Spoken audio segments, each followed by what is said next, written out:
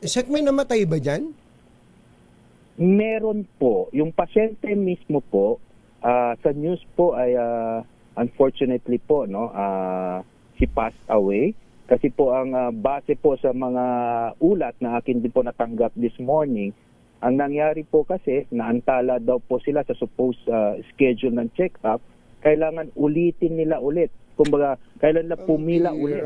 Yung pala nangyari doon? Opo. At medyo napagod po yung biktima at pag-uwi po, based sa interview, hapong-hapo at yun na rin po. I'm not saying that the delay was the proximate cause po.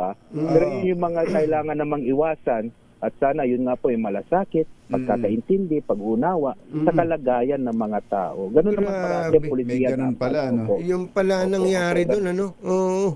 Kung pa naman yan, may media coverage pa naman yan. Oo. Di ba? Meron eh. Pero masyado ho bang matagal yung pagkakatenga doon sa dahil sinita? Based sa kanilang report, hindi naman ganun katagal. Pero sabi ko nga, isulat kamay nyo yung sagot nyo. I want it in affidavit form. No, tapos dapat merong mga kayong hindi pwede, hindi ako kasi po kailangan nilang there's supposed to be other pieces of evidence to corroborate their statement, no. Hindi pwedeng yung boka-boka lang kami. So, sabi naman po nila hindi ganun daw hindi daw ganun katagal. So it's a matter of interpretation. Ano ba matagal sa inyo? Ano bang hindi matagal? Yun na nga. No? Kailangan talaga sa pagpapatupad ng mga patakaran Compassion. may compassion din. Oo. Pero